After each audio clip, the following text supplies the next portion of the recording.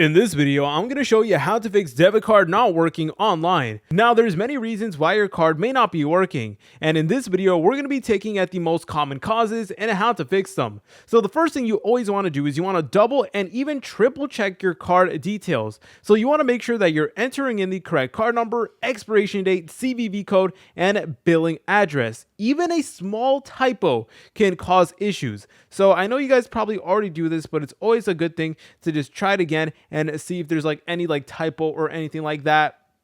And the next thing you want to do is you want to verify your funds. So you want to make sure that you have a sufficient amount or credit limit for the transaction.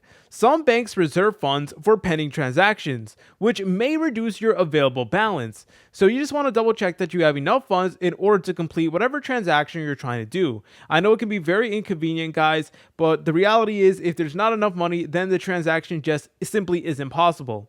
And also, you want to make sure that your card is fully activated and not expired, locked, or restricted. So you could use your bank's app, for example, in order to check your debit card status over here, and it should tell you whether your debit card is fully working or if it's expired, locked, etc. So again, just keep that in mind. And the next thing you want to look out for is bank restrictions. So let's say, for example, you're going to a site that isn't like a major big name like Best Buy or Amazon or whatever, then you want to contact your bank to see if they block the transaction due to fraud alerts, international restrictions, or merchant-specific issues, because some banks require you to enable online or international transactions. So you can go ahead and talk to your bank and they may be able to go ahead and help you out. And sometimes it's not even your fault in general. It could be merchant issues. So you want to make sure the merchant or whatever store you're trying to buy from actually accepts your card type, whether it's a Visa or a MasterCard, because some websites may not support certain debit cards or they may require 3D secure verification.